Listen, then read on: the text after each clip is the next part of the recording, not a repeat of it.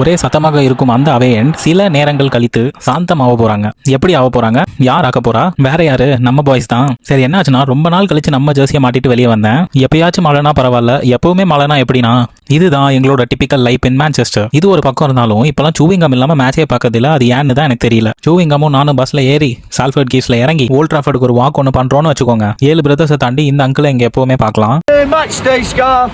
Theatre of ட்ரீம்ஸ்க்கு வந்தாச்சு. உள்ள போவோமா? நல்ல வேலை கொஞ்சம் சீக்கிரமா உள்ள வந்துட்டேன். மழை வேற கொஞ்சம் அதிகமாயிருச்சு. இந்த இடத்துல வாழைக்காய் பஜ்ஜியும் காஃபியும் இருந்தா ரொம்ப அருமையா இருந்திருக்கும். என்னதான் மெஸ்மரைசிங் வியூவா இருந்தாலும் நம்ம ரூஃப் நல்லாவே லீக் ஆகுது. இது என்னதான் என் டீமா இருந்தாலும் சில பல விஷயங்கள்லாம் நான் ஒத்துப்பேன். கொஞ்ச நேரத்திலே பாய்ஸ் எல்லாம் பிராக்டிஸ் பண்ண வர ஆரம்பிச்சிட்டாங்க. எத்தனை பேர் இருந்தாலும் ஃபோக்கஸ் ஃபுல்லா தலைவன் மேலதான் இருக்கும். பிரெயின் ஆஃப் பெர்னாண்டஸ், நீங்க யுனைடெடுக்கு ஆடுறதுக்கு நாங்க கொடுத்து வச்சிருக்கணும். அப்படியே ஃபோக்கஸை கொஞ்சம் வேற இடத்துக்கு ஷிஃப்ட் பண்ணா டாமியோட ஊருக்காரங்க பர்மிங்ஹாம்ல இருந்து வந்த ஆஸ்டன் வில்லன்ஸ் வார்ம் அப் பண்றீங்களா? நல்லா பண்ணுங்க. இவங்க ஃபேன்ஸும் வர ஆரம்பிச்சிட்டாங்க. இது வரைக்கும் நான் பார்த்ததுலேயே த மோஸ்ட் எனர்ஜெட்டிக் ஃபேன்ஸ்னா அது இவங்க தான். சரி, மேட்ச் ஆரம்பிக்கிறதுக்கு முன்னாடி ஸ்ட்ரெட்ஃபோர்ட் அண்ட் எப்படி இருக்குன்னு மட்டும் பாருங்க. சான்ஸே இல்லைல்ல.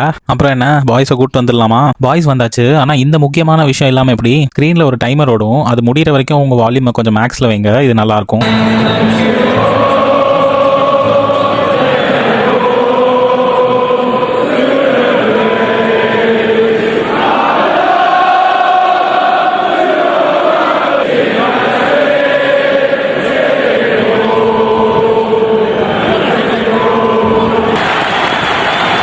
ஆட்டத்தை ஆரம்பிச்சது ஆட்ட நாயகன் தான்.